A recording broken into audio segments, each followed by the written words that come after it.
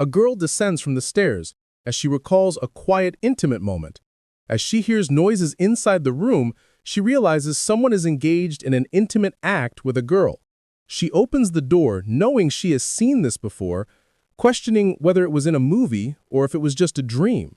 Once a person witnesses their spouse in such a situation with someone else, there is no going back. Seeing her spouse with another, she knows things can never return to the way they were. The scene shifts to the present. She jolts awake, gasping as she realizes it's that dream again, the one where her husband is with another woman. She must have dozed off for a bit. She grabs her phone and notices that break time is almost over. Getting up, she reminds herself that she has to get back to work. A voice calls out to her, addressing her by Na Hae-soo. She turns and sees that it's her boss. Na Hae-soo acknowledges him respectfully. He asks her to step inside, saying they need to talk. Once inside, he hands her a packet of money, reminding her that she requested her salary in advance. He asks if 1.5 million is enough. He then grumbles about having to withdraw the money in a hurry because she told him not to deposit it into her account. Despite his frustration, he admits that she is hardworking and he doesn't want to lose an employee who feels like family. Na Hae-soo bows deeply in gratitude and tucks the money into her coat. The boss asks if her financial troubles are still ongoing. Na Hae-soo sighs, explaining that with high interest rates these days, paying back debts isn't easy. He then inquires about her husband, mentioning that he heard he got a job recently. Na Hae-soo clarifies that her husband is still in his apprenticeship, so earning a stable income is difficult. However, she reassures him that her husband is working hard and that things will improve soon. As Na Hae-soo exits, the boss watches her leave, noting how tirelessly she works without rest. He murmurs that seeing her dedication makes him want to work harder as well. Na Hae-soo dismisses the sentiment, saying they should get back to work. At the counter, as they handle customers, a waiter calls out asking Na Hae-soo to add 2 more servings of pork belly. She acknowledges the request, promising to bring it shortly. As she serves the food, a young woman at the table whispers to her partner, questioning why he gave all the food to her, since he hasn't eaten much. The young lad smiles and reassures her, saying that he is taking care of himself and eating well. Watching her eat makes him feel full. Rajang teases him, saying she will feed him. Na Hae-soo observes them and thinks that couples in love are beautiful. Whether it's their first romance or their third, their hearts shine as one. Maybe it's because youth itself is beautiful, a time of passionate love and heartbreak. She wonders if this means her lukewarm life has already passed its prime. Thinking if she has lost her beauty, the scene shifts as Na Hae-soo's friend Hwajong suddenly screams at Na Hae-soo, complaining that customers keep calling her auntie. Hwajong finds it unacceptable in this day and age. Na Hae-soo, unfazed, responds that she is a married woman and a householder, so it makes sense. Hwajong, undeterred, grabs Na Hae-soo's face and insists she is pretty, the prettiest 33-year-old she knows. She points out that even though Na Hae-soo wears the same clothes every day, she still glows even in broad daylight. Na Hae-soo humbly brushes off the compliment, saying that flattery won't change anything. Hwajong, laughing, insists she's just happy to work with such a beautiful coworker. Na Hae-soo chuckles and suggests they finish their shift and head home. On her way home, Na Hae-soo climbs the stairs, lost in thought. She once believed her spouse thought she was pretty when he told her so. She used to be easygoing, bright, and effortlessly likable. Back then, youth seemed beautiful and radiant. But now, she no longer feels beautiful. As she opens the door, she sees her husband drinking. Without looking at her, he orders her to dress up and put on some makeup, complaining that she walks around barefaced. He grumbles that it makes him not want to come home. Na Hae-soo pauses before responding. She says she can't afford makeup when she can barely afford rent.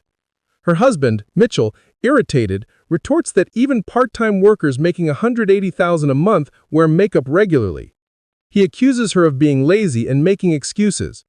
Na Hae-soo doesn't respond aloud, but inwardly she wonders if he even knows how expensive cosmetics are these days. She trembles at the thought of spending even a single extra $1,000 on herself. Mitchell, slurping his noodles, insists that she should wear makeup because he would like that. As she watches him eat, she wonders if love ages just like people do. Their relationship feels worn out, like an old damp basement, a love that withered faster than youth. She questions if time drained her beauty, Or is it the endless struggle to fill the growing hole in their finances? Mitchell suddenly complains that the food isn't even good. Na-hoo bites her lip, questioning whether it's him who makes her feel less beautiful, or if she lost her shine because she still loves him. The scene shifts again, where Hwaijong stares at her in disbelief and asks what all this is. She lists off Na-hoo's packed schedule: working at a butcher shop on weekend afternoons, manning the motel counter on weekends, and opening a florist shop in the mornings. Shocked, she jokes that this is like her Hermione timetable from Harry Potter. Na-hoo dryly responds that she isn't living 48-hour days.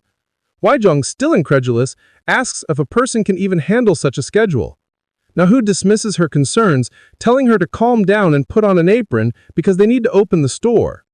Hwaijong huffs, saying Na-hoo is always thinking about work. As they chat, Hwaijong suddenly asks if Na-hoo knows about MBTI personality types. Na-hoo shakes her head. Hwaijong is visibly stunned.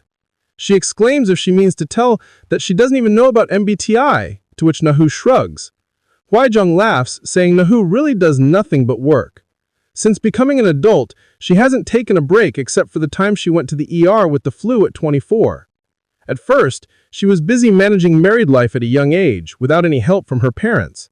Then came the financial burdens. Mitchell would apologize, trying to cheer her up, but it never really worked. One day he approached her looking guilty. She immediately asked how much this time. How much money had he borrowed under her name? Instead of answering, he hugged her and asked if she was willing to forgive him. When faced with debt, she didn't feel particularly sad or depressed. She simply accepted it. She thought if she worked hard enough, she would pay it off someday. But every so often, an unexpected wave of emotions would hit her so hard that she just wanted to cry. And yet she still had debts. Their love faded faster than light. Suddenly, a young, handsome man enters the restaurant. Hung excitedly points him out, calling him the Rose Guy, making Na-soo look confused. Hwaijong explains that he is a good-looking man who buys roses every day. Since no one knows his name, the part-timers gave him that nickname. Hwaijong rushes off, eager to take his order. As Na-hoo watches, she thinks to herself that she is still young too. Hwaijong greets the young man and asks if he is here for flowers again. As he lowers his high collar, her eyes sparkle. But instead of answering her, the young man turns to Na-hoo and calls out to her, saying that he would like to order. Na-hoo was taken aback. Hwaijong, equally startled. The words of her colleague echoed in her mind.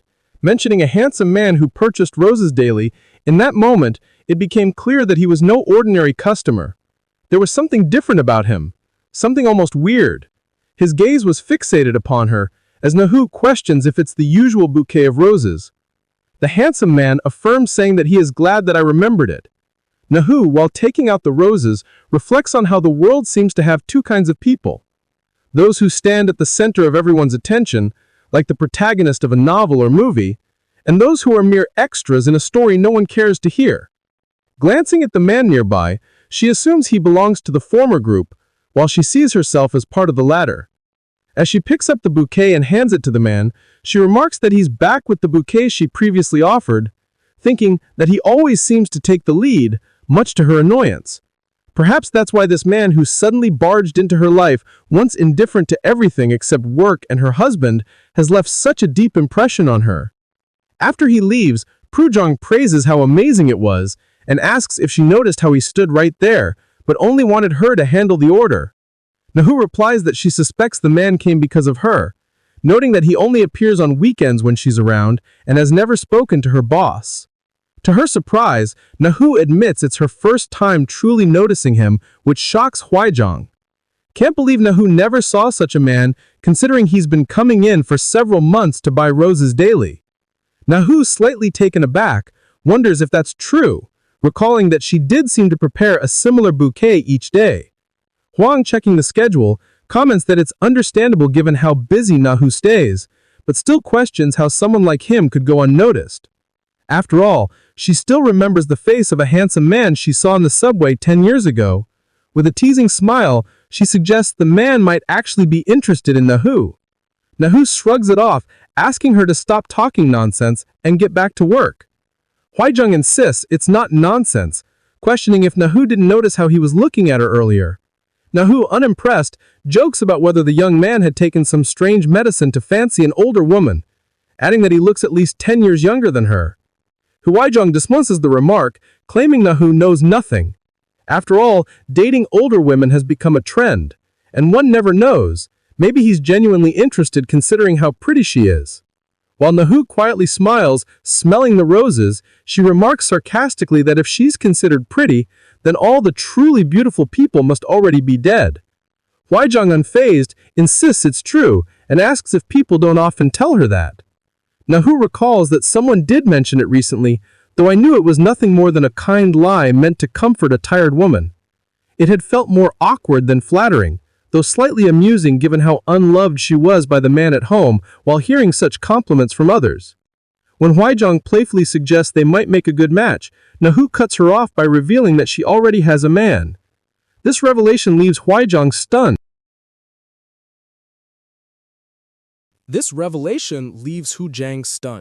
Prompting her to question if it's really true. Na Hae nods, affirming her words.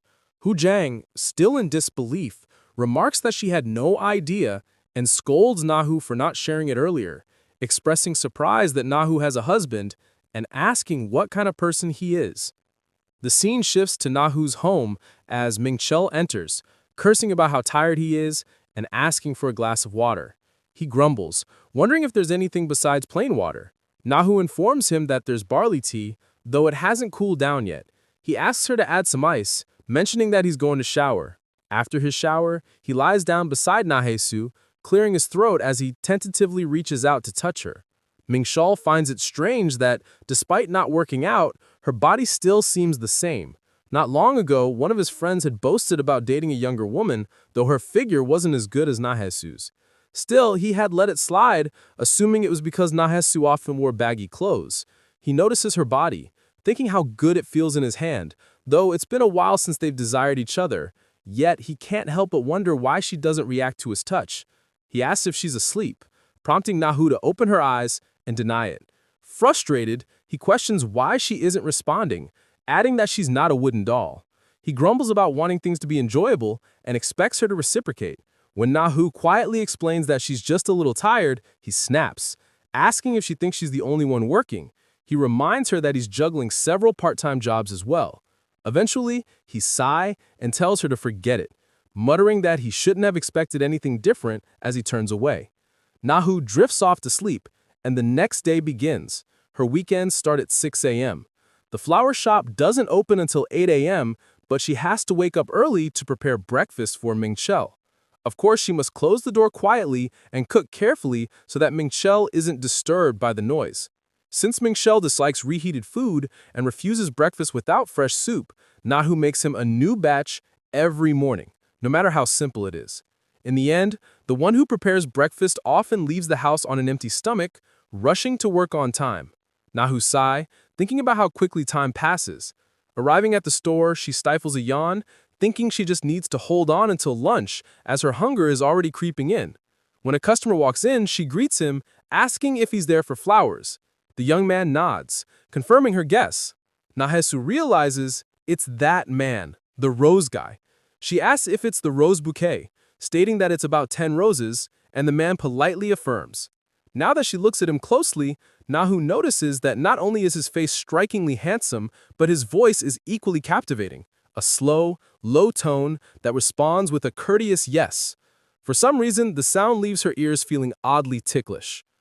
Handing him the receipt, she informs him that there are a few pending orders, so it might take a while. She invites him to sit and wait. The young man lingers near her, lightly touching the receipt beside her. Startled, Na Hae wonders if he heard something just now.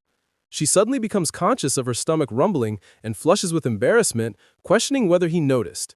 Meanwhile, Hajong catches sight of the young man and immediately recognizes him as the rose guy. Curiously, she wonders if he knows the person standing in front of him as he grabs a coffee. Watching him move, she muses that even the way he walks resembles a model and finds herself questioning just how tall he might be. She laughs quietly, wondering whose father must be to produce such a stunning man. As Na Hae-soo finishes preparing the bouquet, she calls out, informing the young man that his order is ready. He accepts it and steps outside, but Na Hae freezes upon noticing a sandwich box left behind. Na Hae runs out to him, calling for him, stating that he forgot his sandwich. The person states that it is a gift, asking her to please accept it as a way to take her back, but Na Hae holds him, stating that she can't, as if receiving something like this from him. The person questions why not to, asks if by any chance it is because she has nothing to drink it with. He hands her the coffee cup, stating that he only had one, but it didn't poison him, which confuses Na Hae. The young lad pleads with her to accept it, taking Na Hae by surprise. After entering the shop, Ha-jung reassures her, saying that the person clearly likes her. She adds that he intentionally left the sandwich for her. Na Hae-soo is baffled that he even left a coffee as well. She states that if that's not a sign of interest, then what is? Quite taken aback, Na Hae wonders if she really looks that pitiful, because when she glanced at her reflection in the window, she saw a haggard woman without makeup, covered in patches of blushy skin all over her body. The man's actions felt more like pity and charity rather than genuine interest. She thinks that her stomach must have growled so loudly that if she were her, she would have found it hard to walk by too. But she thinks, what if this really is a sign that he's interested? Thinking about whether she should draw a line immediately. She figures that, considering she's imagining things that might never happen, her job has become a bit easier. Hwa-jung then asks, what is she going to do now? Reminding her that she said she had a boyfriend. Giggling, she teases Na Hae, asking if she's going to turn down the roses or maybe switch from her boyfriend to this new admirer. She takes a pause before clarifying that she does not have a boyfriend, she has a husband. Quite surprised by this, Hwa-jung reacts by saying that when Na Hae said she had a guy, she meant a husband, not a boyfriend. Apologizing, she admits she didn't know Na Hae was married. Na Hae recalls how her husband always insisted they not make it obvious that they split their debts ages ago and should only refer to him as her husband at home. He wonders why she always has to share their business, thinking that it's not exactly something to brag about, living together after divorce. Annoyed, she thinks it's frustrating, but she confirms to Hwa-jung that he's her husband and that they should drop the subject, prompting another apology. The scene shifts to Ming-chel as a girl calls out to him, handing him a cup of coffee, suggesting he have some while he works. As Ming-chel looks at it, he chuckles and thinks to himself, struggling to believe what's happening. As Ming-chel and the other employees smoke, they chat about how Ari is really pretty, questioning whether she really said she's 25, remarking how great being in one's 20s is. Someone comments on how smooth and firm their skin is at that age. Ming-chel, amused by the conversation, notes that the way older folks talk is different, but admits that Ari has a lot of charm and being young is nice. Another mentions that Ari seems really interested in the new guy, Ming-chel. They note that her gaze is totally different when she looks at him and recall how when they tried to set him up with someone, she snapped, insisting she wasn't interested. Another employee comments that Ming-chel is good-looking and must be around 33, which is the perfect age to meet someone, especially since he's single. Another mentions that Heeji is pretty too. Ming-chel confirms that he indeed is single. The others urge him to give it a try, pointing out that Heeji is quite pretty. Ming-chel considers it and asks if she'd go for it. The scene shifts to home where Ming-chel is watching TV. Na Hae asks, "How is work treating you?" To which Ming-chel responds, "It took you long enough to ask," questioning if she's suddenly worried about her husband. He remarks that every job is tough and questions the point of asking, stating that she's nagging him while he's trying to rest. Na Hae insists that she's not nagging and explains that once he gets his salary, we can pay off our debt faster and then remarry. Ming-chel scoffs, stating that all she talks about is remarriage and questioning if she really thinks he'll do it once they clear their debt. He asks how she could live without him and warns her not to push it, claiming that when a woman nags, a man is bound to run away. He then brings up needing some spending money as he gets close to Na Hae. Hugging her, he tells her he wants to buy some cologne. Na Hae skeptically asks, why, since he doesn't use cologne? Mink explains that now that he's working, he sees many well-groomed guys, even older ones, wearing cologne, and he can't be the only one in the office smelling like musty, like an old man. Na Hae asks how much he needs, and Ming-chel reveals that it's about 200K. He insists that at his age, he should at least get a department store brand, saying he won't buy the cheap kind that kids use. Shrugging, he tells her that if she doesn't want to give him the money, then forget it. Na Hae thinks. They had a lot of expenses this month due to Ming-chel getting the job. They spent a lot of money on a new suit and shoes. And it's true that when someone starts working, expenses tend to exceed income for a while. No matter how much they save, they're still in the red. She wonders if she might even need to take on more work. She considers that she already works at the motel on weekends from the afternoon to the evening, and if she takes a night shift at the convenience store afterwards, their schedules shouldn't overlap. She just needs to cut down on sleep, she thinks, as she takes out her salary packet. Remembering that Ming-chel said cologne costs about 200k RW, she writes a memo to buy the cologne with money set aside later. To Na-hoo, it feels like she's been given 24 hours to solve a puzzle. She divides her day into pieces, filling the remaining time with work, all for their happy family, their happy home. The scene shifts to a couple of friends who question each other about what made one of them suggest dinner today. They joke that wonders never cease, since he actually offered to buy dinner first, calling the rose guy bomb. His friend Dongwook asks if he's really okay with this, noting that he usually doesn't like noisy places. Bomb states that it's nice to get together. He questions who he should call, and Bae responds with people he knows. When Dongwook asks, anyone, to which Bae confirms Dongwook comments that if he says he's having dinner, a lot of girls will come running. He finds it strange that even the guy who refuses to go to cheap restaurants would do this. Dongwook states that he has called 2 of his friends, asking if he is ready to go. Bae answers that he's already called someone. As they prepare to leave, Dongwook notes that he's been rushing decisively lately and seems happier. The scene shifts to a restaurant where someone calls out for 2 beers, stating that men go crazy over movement, remarking how simple they are. They comment that if a wife is wise and affectionate, she will naturally earn money and sacrifice for the family. Anu thinks about Ming-chel's words that men crave excitement and fun, but aren't necessarily affectionate towards their wives. He wonders if it's even possible to say that men don't develop apathy over time. At one point, they were very affectionate once,